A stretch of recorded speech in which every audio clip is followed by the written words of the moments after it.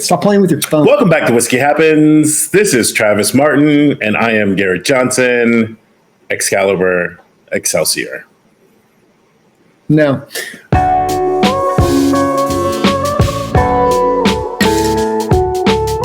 Okay, so in today's episode of Whiskey Happens, we're super excited about this. I have actually not seen too many bottles of this. I actually got to trade for this, and that would be... I actually haven't seen a single bottle of it. Booker's 2201, Freddie's pick, Gordon, Ronnie, Reginald III. It's Ronnie. It's Ronnie. Final answer, it's Ronnie. It is. It's Ronnie Land. Oh, God. So Ronnie's been with the company for like 40 years. I think that's amazing. I love the fact they let him do a pick. I think more companies should do that, to be honest with you, is these employees work their asses off and letting someone do the pick. Coming in at 124.3 proof, 6 years aged, 6 years, 11 months, and 22 days. So they get really specific with it. Yeah, I mean, that's part of the showmanship of any Bookers, right? Is that you just get details, you get the presentation of the coffin, and that part's great. I believe when we did our video before, if you've been watching the channel for a while, if not, please hit the subscribe button right down low. It should come out screen like this, hit the bing, and then it goes back in. But I was talking to a local liquor shop back home, and they were telling us that distributors are holding on to this particular product, trying to drain the 2104. Maybe they moved slower than they anticipated, or maybe they produced more than they thought would sell. So that's the interesting thing, that now we're here in May, real time, and this is just in the shelves in some areas, not all areas. This information I have about my area is maybe a week old, and it still hasn't dropped yet. So I'll be interested to see how this impacts the rest of the drops for the rest of the year. As before, it's kind of quarterly bottles, and we're already into what would be Q2. My defense, we've shot a couple videos. You might be recognizing this t-shirt a lot. And let's just get into the nose. Yeah, and I actually traded for this. This actually came from a buddy in Utah. So it didn't drop here in Texas. I have not seen this anywhere. So I'm not good at swirling these Canadian Karens. Yeah, this is not going to be up your alley. I smell rye. I don't smell rye just yet. All I smell is like corn. Okay, now maybe some toffee notes. Yep. Oh, fuck it. What's the proof on this? 124.3.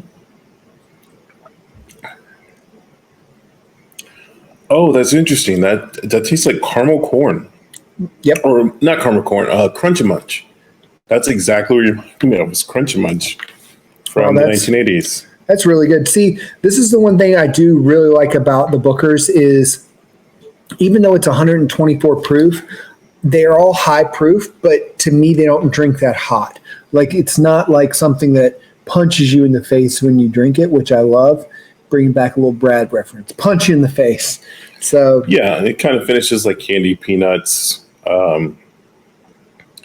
Light pepper. Definitely a good finish on the end.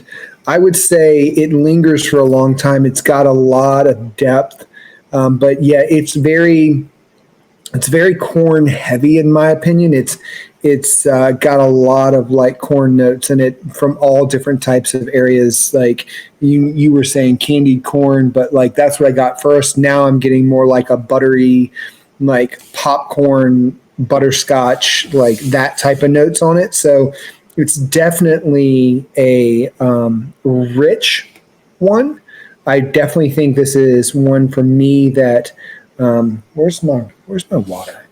I think that if I were to compare, if I was going to pair this with a meal, like I'm picturing fried clams or fish and chips, something that's a little heavier, but the alcohol will cut through and make you feel appreciated. Like, freaking naughty. Travis add water to his, and we'll wait to see his reaction. Okay. Yep.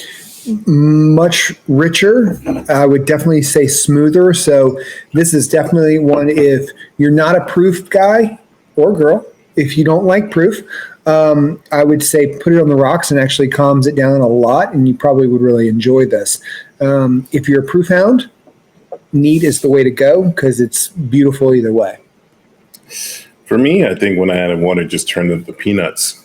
The front end's more banana fostery, but it definitely finishes like a hard candy peanut. Yeah. Or like steam nuts. If you guys have ever, for me, lived in Atlanta, the nuts they sell on the side of the road sometimes when you're deep in traffic and you have nothing else to do, instead of being in other countries where you might see someone selling a sack of oranges, they're selling wet peanuts. See, I'm getting caramel now though, but I digress. I like I said, I think if You digress. I talked about traffic in Atlanta. well, You're fine. I know. Okay, we digress. But no, I think for me, this is definitely really good for 2201. I would like to do a comparison with my favorite of the last couple of ones, which is 2103. So I would like to compare that eventually just to see what that looks like. But yeah, I like it. I will give it 2 thumbs up, but definitely neat. I would say neat. What about you? Yeah, I'm going to say definitely neat. For me, I can see what you're saying about water on the rocks, and that might help some people out. But for me, I cannot move past this peanut flavor. Not that it's bad. I think a lot of people might have peanut opinions about Jim Beam products. However, like you said, you're going to compare it to the 03. Compared to the 03, I know it's going to knock. Or 03 is going to knock that out of the water. I will say this, though. Say you have a peanut allergy. At least you can drink this.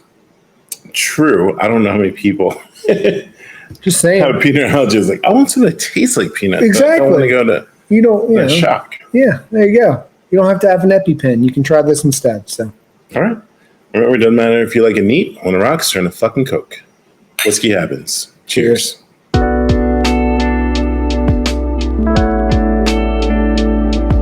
cheers.